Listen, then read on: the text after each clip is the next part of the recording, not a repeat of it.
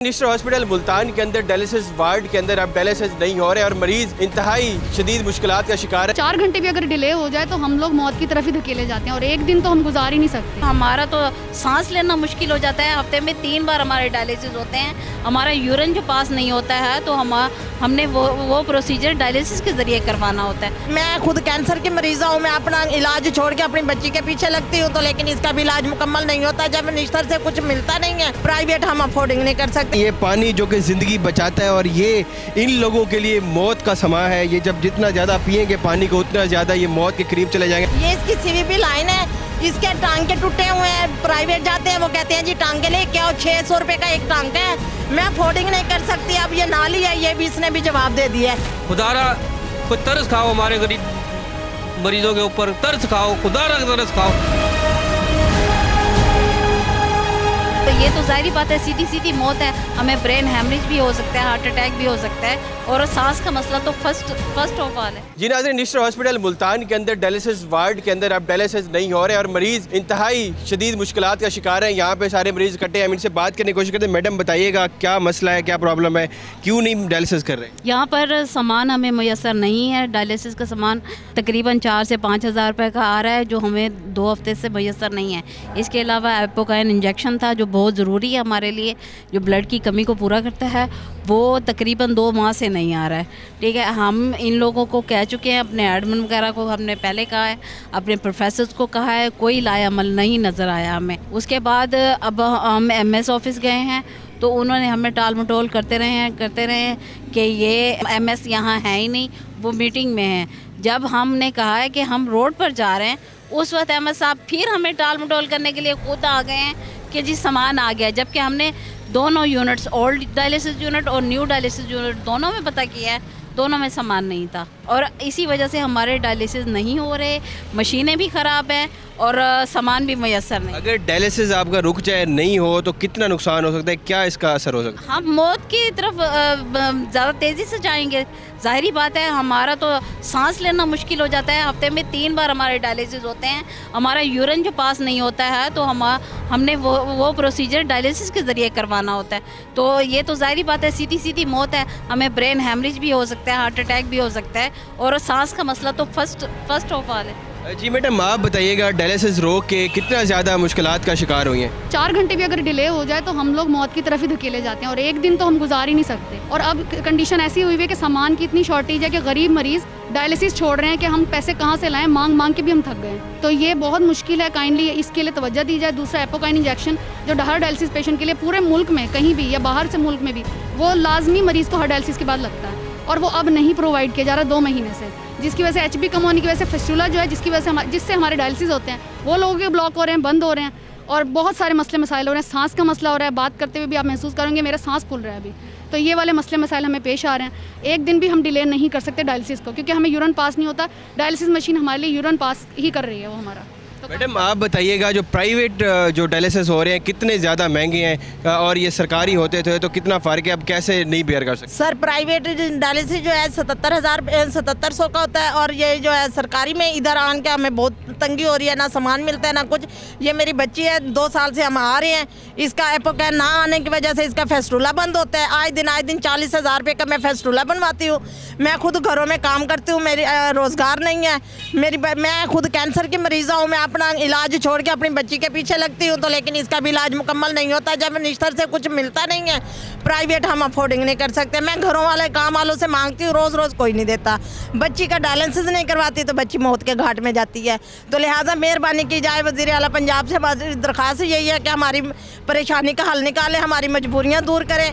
दुनिया का एहसास करिए तो हम भी उनकी बहनें बेटियाँ हैं, हमारे लिए भी कुछ ऐसा कर दे कि हम उनको दुआएं देंगे। हमारे बच्चे मरीज़ दुआ देंगे। जब इनका इलाज मुकम्मल होगा, इनका टाइम पे डायलिसिस होगा तो ये खुद ब खुद दुआ देंगे, खुद ब खुद सही हो जाएंगे। ये मौत की घाट की तरफ जाते हैं हम लोग। इनसे ज़्यादा हम लोग परेशान होते हैं। एक हम रोज़गार की तंगी है कि हमारे मकान रेंट के, हमारे इतने रेंट भी नहीं भरे जाते। लिहाजा मेहरबानी करें, उन्हें कहो कि हमारे ये मुश्किलात जो है ना आसान कर दिखा बेटे। ये इसकी CVP लाइन है, इसके टांके टूटे हुए हैं। प्राइवेट जाते हैं वो कहते हैं जी टांके ले क्या हो, 600 रुपये का एक टांका है। मैं अफोर्डिंग नहीं कर सकती। अब ये नाली है, ये भी इसने भी जवाब दे दिया है। जब तो फेस्टुला चलेगा तो तब भी जाके कोई हल निकलेगा। फेस्टुला बनवाते हैं 40,000 का, तो हफ्ते में 3 डायलिसिस होती हैं, 6,000 रुपये का एक डायलिसिस का सामान आता है। मैं अफोर्डिंग नहीं कर सकती। आज मैंने अपना काम छोड़ा है, सुबह से यहाँ तक आए फिर रहे हैं कि शायद इनका कोई हल निकल जाए। तो तबीयत इस बच्ची की देख लो आप खुद हो, ये 20 साल की बच्ची है लेकिन नहीं वो हो रहा है। इसका इलाज ना होने की वजह से इसको एपोकैन नहीं लगता, इसके फेस्टूले बंद हो जाते हैं। 40,000 कौन बंदा अफोर्डिंग करता है, रोज़ कोई नहीं देता काम वाले। लिहाजा हमें तो इन्होंने बिल्कुल ही नकारा कर दिया है। वार्ड में आते हैं, डॉक्टर भी साथ नहीं देते, डॉक्टर लिख के दे देते हैं सामान ले आओ। कहाँ से जाए, दुकानों वालों ने जो इतनी सस्ती चीज़ें थी वो महंगी कर रखी हैं। लिहाजा मेहरबानी हम अफोर्डिंग नहीं कर सकते। जहाँ तो हमारा रोज़गार लगा दें, जहाँ हमारा मंथ लिख दे कि हमारी बच्ची को मरीजों का कोई साथ दे, कोई किसी तरफ से तो हमें सुख का सांस देंगे ना कि मकानों के रेंट भरे, बच्चों के इलाज करें। मैं अपने खुद पेशेंट कैंसर को मसाने की कैंसर की पेशेंट हूँ, मैं अपना इलाज नहीं कर सकती तो मैं चल नहीं सकती। मैं भाईजान आप बताइएगा किस तरह से मुश्किलात हो रही हैं, जब डायलिसिस नहीं होते तो कितना मुश्किल हो रही है? बहुत मुश्किल होती है। हम बहुत बीमार, मेरे भाई भी बीमार है, गुर्दे फाश होते हैं, मेरे भाई के भी, मेरे भी होते हैं। 4 साल हो गए हैं, हमारा रोज़गार कोई भी नहीं है। हम क्या करें, हम किससे भीख मांगें? हम बहुत गरीब हैं। मैंने अपने घर भी बेच लिया इलाज के लिए, अब पैसे मुका चुके हूँ, अब कहाँ जाऊँ? एक से मांगते हैं, दोस्तों रिश्तेदार मांगते हैं, वो भी नहीं देते। कोई डायलिसिस नहीं होंगे तो क्या नतीजा निकलेगा? फिर हम मौत में चले जाएंगे।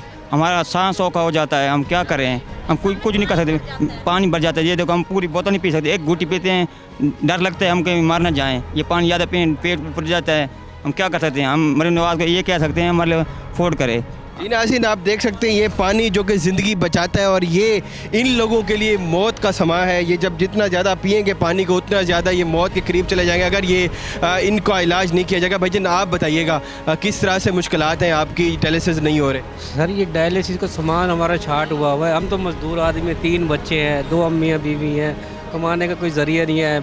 मैं खुद मिस्त्री हूँ, कभी काम होता है कभी नहीं होता है। 10-15 हज़ार रुपये की मेडिसिन बन जाती है, बाहर से आ रही है सारी मेडिसिन।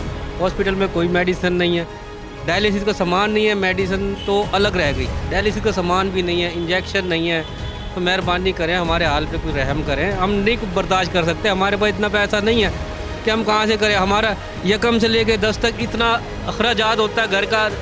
7-7 हज़ार रुपये गैस के बिल भेजे हुए इन्होंने, 10-10 हज़ार बिजली के बिल भेजे हुए। हमारी मेडिसिन हम किसके गिरवान को पकड़ने जाके? हमारा कोई सुनने वाला ही कोई नहीं है। खुदारा कोई तरस खाओ, हमारे गरीब मरीजों के ऊपर तरस खाओ, खुदा का तरस खाओ, हमारे लिए कोई आसानी करो, कोई मंथली बांध दो हमारा। हम किसका जाके गला काटे, किसके घर डाका मारे, किसके घर चोरी करे जाके? हमारा कैसे पूरा होगा? ये हुकूमत से गुजारिश है, मेहरबानी करके हमारे लिए कोई आसानियाँ पैदा करते, को मरीज़ आसानी से ज़िंदा रह सके। नाज़रीन, इंतहाई तकलीफ़ की सूरत है। आप बताइएगा आपकी फैमिली डायलिसिस के लिए आप उसको लेके आए, कितनी मुश्किलात हो? मुश्किलात का ये आलम है कि मैं इलेक्ट्रिशियन हूँ पेशे के लिहाज से, और मैं काम छोड़ के आपके सामने खड़ा हूँ। इस वक्त जो मौजूदा हालात हैं उसमें एक दिहाड़ी अगर छोड़ दी तो पता नहीं मैं रोटी कहाँ से खाऊँगा। मेरी मिसेज़ के डायलिसिस होते हैं अरसा 15 साल से, और हफ्ते में 3 दफ़ा होते हैं। 4 से 5 हज़ार रुपये का सामान है, मेडिसिन इतनी महंगी है, और चलो एक दफ़ा मैं कर लूँगा, 2 दफ़ा कर लूँगा, लेकिन ये बार बार 15 दिन से जो कर रहे हैं, हम तो दिवालिया हो चुके हैं। हमारे पास अब तो घर में ये है कि लाले हैं रोटी की, भाई रोटी मिल जाए, कहाँ से मिल जाए, और इधर ये कंडीशन है। हम सुबह से आए हुए हैं, एमएस साहब से गुजारिश की है, एमएस साहब वो कह रहे हैं कि वो जी सामान वहाँ पहुँच गया, जबकि वहाँ कोई सामान नहीं पहुँचा। पहले मिलने से इनकार किया, फिर हमने जब जोर दिया तो फिर वो मिले, उसके बाद ये कंडीशन बन गई। बस वज़ीर पंजाब से हमारी गुजारिश है कि ये शफ़क़त करें, कोई डायलिसिस मरीज़ान के पुरसाने हाल नहीं है, उन पर कोई करम कर दें, मेहरबानी।